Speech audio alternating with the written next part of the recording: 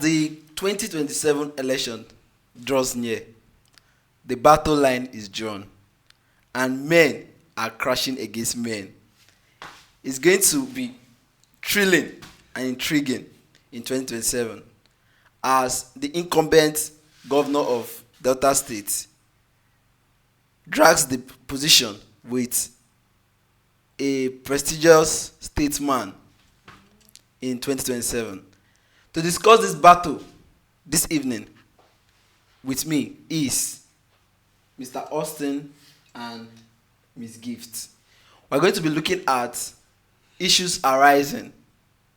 Who is going to take over the management and the position of the state as being the governor?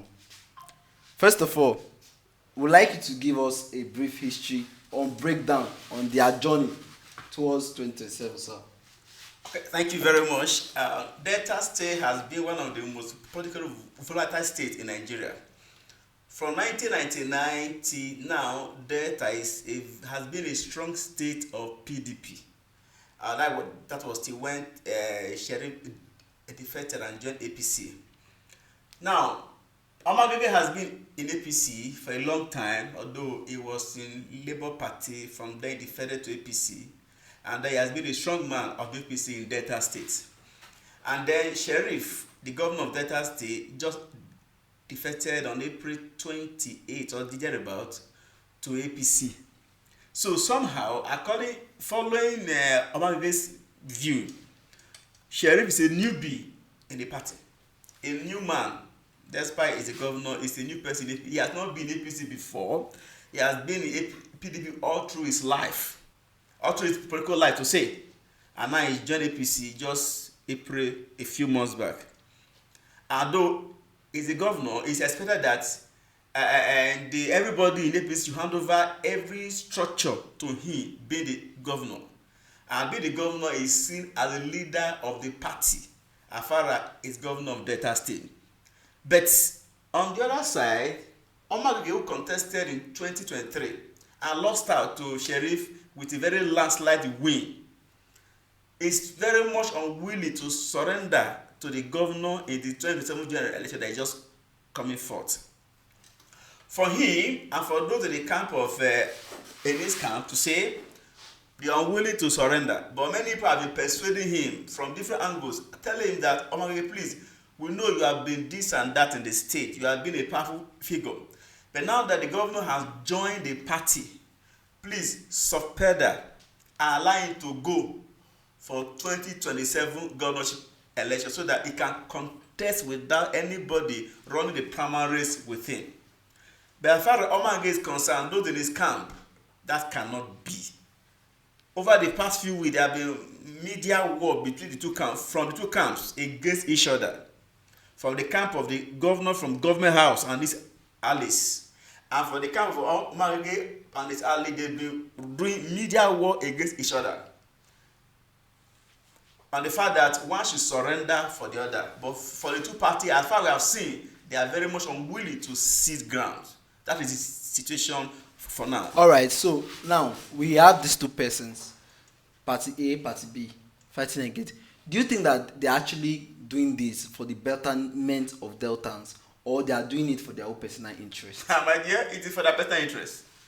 As far as I'm concerned, even every Delta knows that it's for their interest, not for the benefit of Delta. The governor that defected from PDP to APC, what do you think he did it for?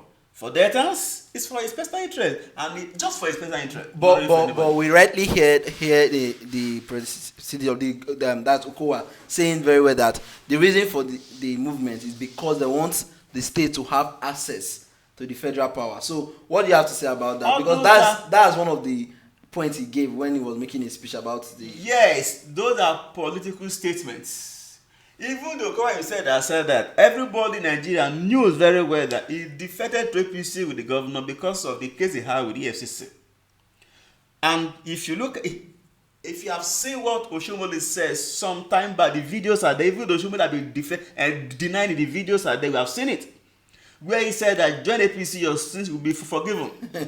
And the governor, former governor, joined his governor to go to APC Even since that now, you have not had the case again coming off from anywhere.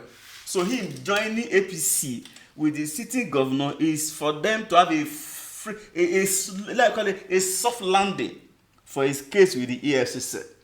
So then the sitting governor going to APC is for his personal benefit.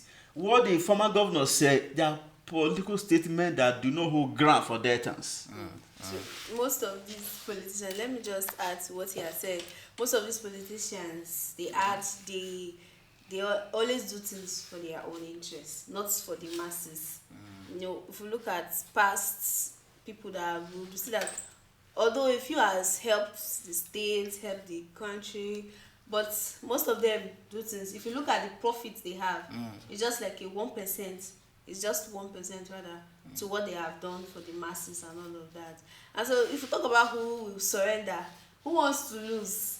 So that's why the fight is still there for this governorship. All right. So if I rightfully will ask, do you see their fight and their battle a way that's gonna that is going to impact the party progress in 2027? Because if a body is divided against itself, it cannot stand. So what do you think will probably happen to the party as regarding 2027 election? You know, people say, as it is now, we say the party is pregnant. We don't know the baby it will deliver. Because their battle will be giving PDP an edge in the state. Although the movement of the current governor has lowered the morale in PDP, but do you see it as this dispute and this fight as a way of giving PDP a ground to stand firm in carrying the 2027 mandate? Look, even if it doesn't give PDP a strength, there's another party already on ground, ADC. Yes. To me, I'm even saying PDP may be weakened more. ADC may take over the stage after the APC in the states. So the fight may disintegrate the APC. Because as far as Omo-Agege is concerned, his name is a threat to Delta Government House. As far as any mention of Omo-Agege's name is a threat to the house, we have seen it. Anytime Omo-Agege speaks, you will see the IFO commissioner going for press conference to counter the statement of Omo-Agege. So the mention of his name, any statement he makes is a threat to government house. So the mass unwillingness to surrender to the governor, as it is now, is a threat to government house. So the fights, the conflict, the crisis between the two persons may either disintegrate the APC and scatter them. Even as it is now, the fashion of the old APC, that is the old one that went before this spoken, instead enter they are sharing something. You can see the fashion visible among the old APC and the new APC. So they are still working with that system. And mind you, the old APC hold more strength just because of the governor. That is why the new APC members now, they are strong. If the governor were not there, my dear, the new APC member that just came in with the governor, we have no strength. Okay, now let's look at the people, because at the end of the day, the people will be the people will get the aftermath of this battle. You know, they said when two lions fight, the ground will suffer. Now, the effect of their conflict will always land on the people. So now, what do you think Delta are perceiving about this thing, and who do you think Delta will support in overall?